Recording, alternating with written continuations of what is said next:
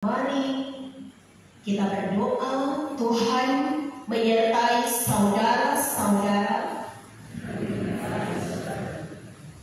Kita berdoa kepadamu sang jalan kehidupan dan kebenaran.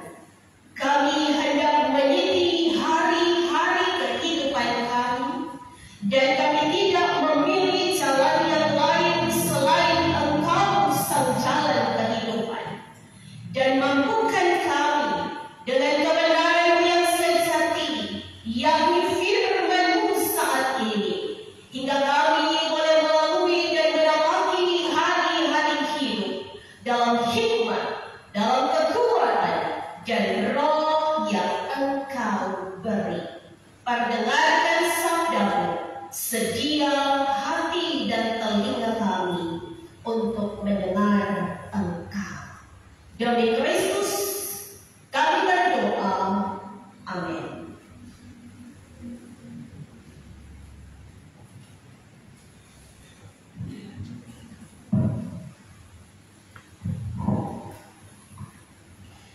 Kisah Para Rasul 25 ayat 1 sampai dengan 12 di bawah perikop Paulus di hadapan Festus naik balik kepada Kaisar. 3 hari sesudah tiba di provinsi itu, berangkatlah Festus dari Kaisarea ke Yerusalem. Di situ imam-imam kepala dan orang-orang Yahudi yang terkemuka datang menghadap dia dan menyampaikan dakwaan terhadap Paulus. Kepadanya mereka meminta suatu anugerah yang merugikan Paulus, yaitu untuk menyuruh Paulus datang ke Yerusalem, sebab mereka sedang membuat rencana untuk membunuh dia di tengah jalan. Tetapi Festus menjawab bahwa Paulus tetap ditahan di Kaisarea dan bahwa ia sendiri bermaksud untuk segera kembali ke sana.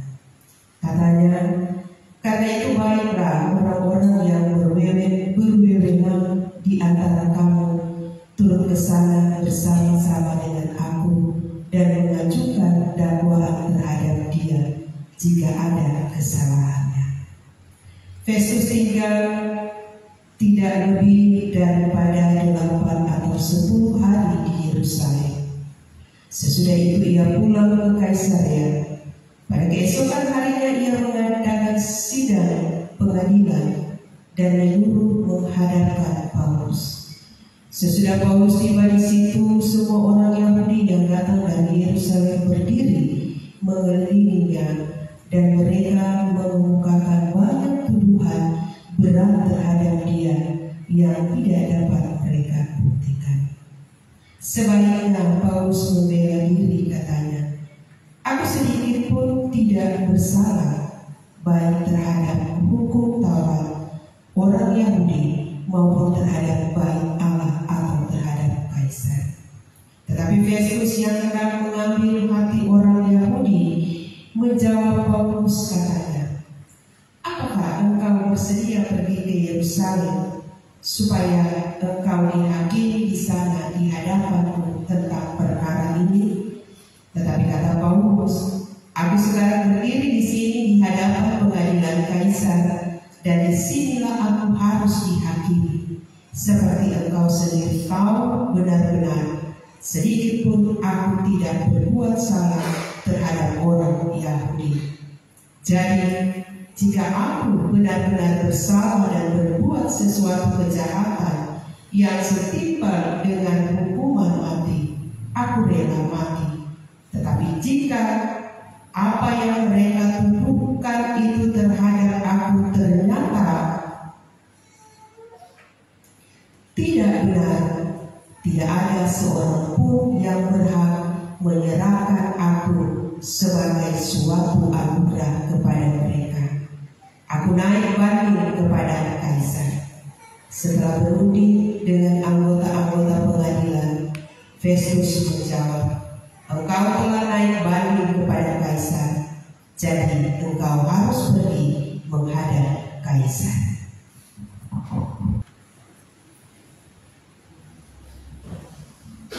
Segala hormat dan segala kemuliaan hanya bagi Tuhan kita Yesus Kristus. Amin. Diberkati Komisi Doa dan Penginjilan, tapi juga keluarga besar Nani Saha. Hari ini adalah hari yang diberkati Tuhan, dan bagi orang percaya tidak ada cuaca yang buruk. Karena Tuhan mau kita semua bisa melihat segala cuaca itu baik bagi kita. Mari katakan pada diri kita, puji Tuhan. Orang masih bernafas, orang masih hidup, organ tubuh masih berfungsi dengan tetap. Sekali lagi mari katakan puji Tuhan. Diberkati jemaat Tuhan. Dan tema perenungan saat ini adalah hidup taat menurut hukum. Banyak orang menginginkan perdamaian, tetapi mereka suka berlaku tidak adil. Paus yang ke-6 yang melayani di tahun 1963 sampai 1978, ia pernah berkata, jika Anda menginginkan perdamaian, perjuangkanlah keadilan.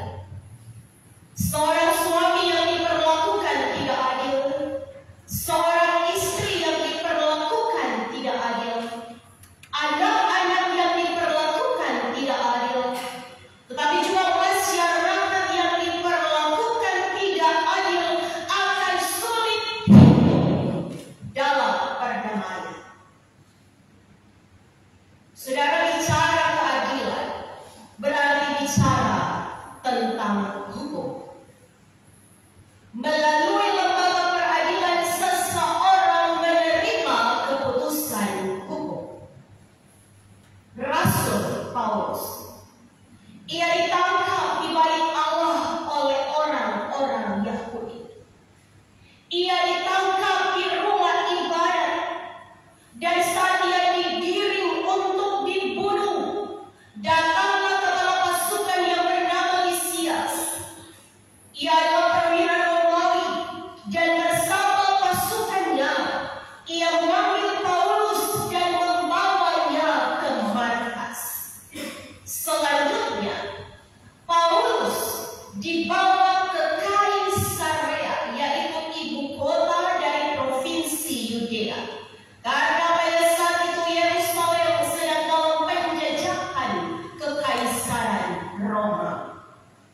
Saudaraku, karena ancaman yang sangat hebat untuk nyawa seorang Rasul Paulus yang ternyata memiliki warga negara Roma, maka ia ketika dibawa ke Kaisarea ia mendapatkan pengawalan yang sangat ketat.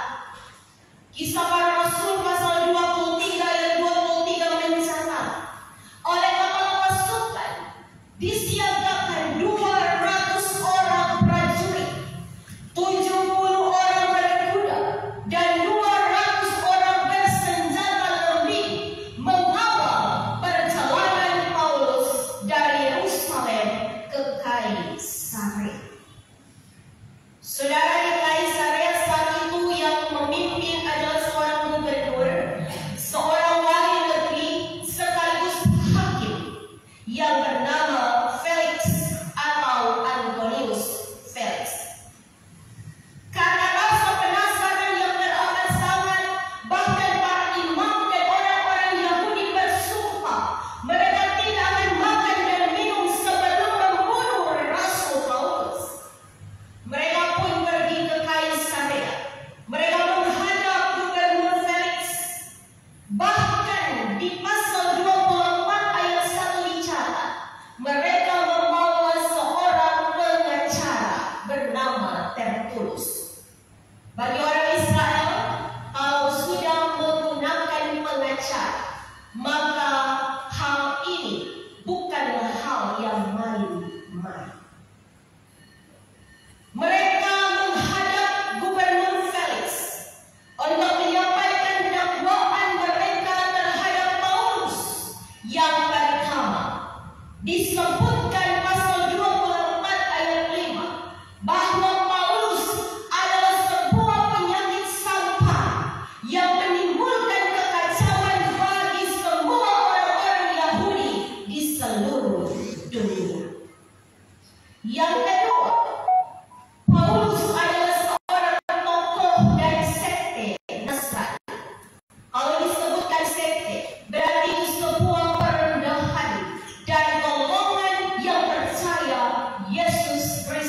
itu hidup dan tidak mati.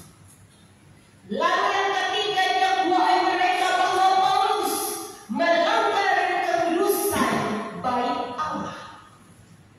Saudara, oleh Gubernur Felix, Paulus diberi kesempatan untuk membela diri. Dan di pasal 24 ayat 12 tapi juga ayat 13, di situ dicatat bahwa ternyata tuduhan dari orang-orang Yahudi itu tidak terbukti. Sebab ini persoalan agama, bukanlah persoalan melanggar hukum dari kekaisaran Roma. 2 tahun Paulus dalam penjara, dan selama itu Gubernur Felix menahan Paulus sebagai tahanan ringan.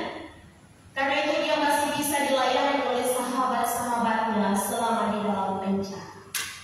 Tahun berganti, Gubernur Felix digantikan oleh gubernur yang baru yang bernama Festus, sesuai dengan yang kita baca dalam Kisah Para Rasul pasal 25 ayat 1 sampai ayat 12. Apa yang kita baca dari firman Tuhan ini bahwa ternyata di hadapan gubernur yang baru ini, yaitu Gubernur Festus atau Vercius Festus, Paulus naik banding. Ia naik banding kepada kaisar, dan sesungguhnya ini adalah cara dari Paulus untuk menghindari ancaman pembunuhan dari orang-orang Yahudi. Sebab kalau ia pergi ke Yerusalem untuk diadili di hadapan mahkamah agama, maka ia pasti akan mati. Tetapi ia meminta naik banding kepada kaisar, sehingga arah perjalanan Paulus berubah, bukan ke Yerusalem, tetapi ke Roma, ibu kota dari kekaisaran Roma. Dan karena itu, Paulus adalah seorang yang bijak, sebab ia mengandalkan Tuhan. Jemaat kekasih Tuhan, tanggal 14 Februari 2024 kita akan menghadapi dan mengikuti pesta demokrasi, yaitu pemilihan umum. Tetapi juga dalam perjalanan kehidupan kita di tahun baru ini, sesungguhnya kita pun seperti Rasul Paulus yang terkadang menghadapi dakwaan-dakwaan, menghadapi tuduhan-tuduhan yang sebenarnya tidak kita lakukan. Kita dikelilingi orang-orang yang mungkin saja mereka kelihatan baik, tetapi di belakang tidak. Karena itu mari kita belajar dari firman Tuhan ini, belajar mengenal pribadi orang-orang yang setiap hari bersama-sama dengan kita. Ada 3 tipe orang yang perlu kita waspadai. Sesuai dengan firman Tuhan ini, yang pertama kita menemukan yang pertama tipe manusia yang lain di bibir, lain di hati. Manusia yang di hatinya penuh dengan tipu muslihat, yang di pikirannya merekarkan kejahatan. Itulah mereka yang disebutkan sebagai orang-orang Yahudi. Di hadapan Gubernur Festus, mereka begitu manis, mereka memohon anugerah agar Rasul Paulus boleh dibawa ke Yerusalem. Tetapi di dalam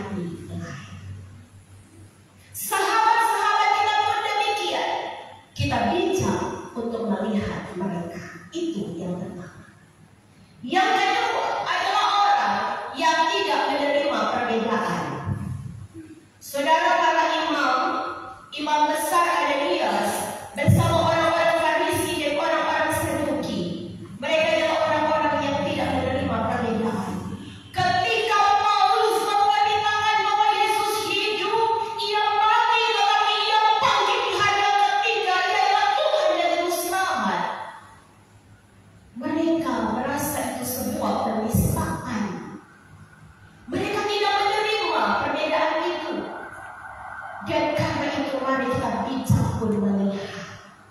Ketika kita akan memilih calon anggota legislatif, tapi juga presiden dan wakil presiden, mari kita bijak melihat mereka yang bisa menerima perbedaan, mereka yang menghargai pluralisme, mereka yang nasionalis, mereka yang memperhatikan masa depan bangsa dan negara dan memilah dan memilih apakah ini mayoritas atau minoritas. Lalu yang ketiga, kita bisa bijak untuk melihat tipe yang ketiga, yaitu orang yang mengorbankan kepentingan minoritas demi kepentingan mayoritas. Sebenarnya istilah minoritas dan mayoritas tidak ada lagi dalam kehidupan kita, tetapi itu menjadi sebuah realitas. Ketika kita dapati di daerah-daerah lain, kita sulit untuk beribadah, saudara-saudara, kita sulit mendapatkan izin pembangunan rumah ibadah. Mari kita lihat dalam Kisah Rasul pasal 29 ayat 25 ayat yang ke-9. Gubernur Festus, ia bermaksud mengambil hati orang-orang Yahudi, dan karena itu ia menawarkan Paulus pada pergi ke Yerusalem. Dia mengorbankan kepentingan Paulus yang ia dapati tidak ada kesalahan sama sekali, tapi dia masih setuju. Dan karena itu saudaraku, marilah jemaat Tuhan, kita menjadi orang-orang yang bijak, bukan hanya dalam rangka pesta demokrasi, tetapi ketika kita dalam pergaulan persahabatan, tetapi juga saudara-saudara. Dan yang keempat, tipe yang seharusnya menjadi teladan dalam hidup kita adalah Rasul Paulus. Dia tegas dan bertanggung jawab. Apa yang kita temukan dalam ketegasan seorang Paulus adalah ia berani berkata di hadapan gubernur, saya naik banding. Tegas artinya benar katakan benar, salah katakan salah. Tidak peduli apa yang hendak orang-orang katakan. Sesungguhnya mentalitas seperti inilah yang perlu dibangun dalam hidup umat Tuhan, dalam kehidupan saya dan saudara-saudara. Ia bertanggung jawab, ia mengikuti semua prosedur, semua proses, bahkan 2 tahun di dalam penjara Paulus jalani dengan penuh ketaatan. Saudaraku, jika kita memiliki karakter yang tegas, karakter yang bertanggung jawab, maka ingatlah pesan firman Tuhan ini. Kita akan menjadi orang-orang yang berani menghadapi masalah. Siapa di antara kita yang tidak punya masalah dan persoalan? Tetapi ketika kita mengandalkan diri kita sendiri, rasanya kita mau mundur, rasanya kita mau melarikan diri, rasanya kita mau selesai ini hidup. Tetapi kalau kita tegas, kita bertanggung jawab dengan kehidupan yang Tuhan percayakan, kita akan berani untuk menghadapi masalah itu. Bahkan ketika kita sedang divonis sakit yang kronis, sakit menahun, sakit yang parah, kita akan berkata, saya akan berani, saya akan berjuang menghadapi sakit penyakit ini. Bahkan juga dalam persoalan rumah tangga, persoalan ekonomi, apapun yang kita hadapi dalam hidup. Yang kedua, kalau kita memiliki karakter dan mentalitas yang tegas dan bertanggung jawab, kita akan berani menghadapi resiko. Sebagai anak-anak yang sedang studi di tingkat sekolah bahkan di universitas, resiko kita punya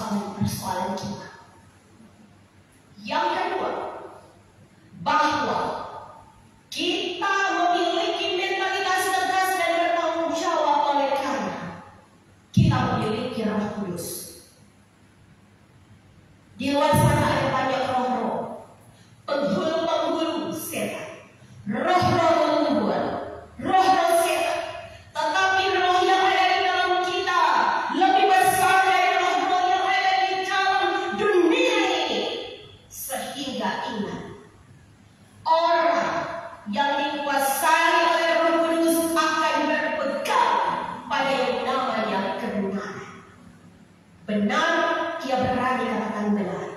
Dan salah, ia berani katakan salah.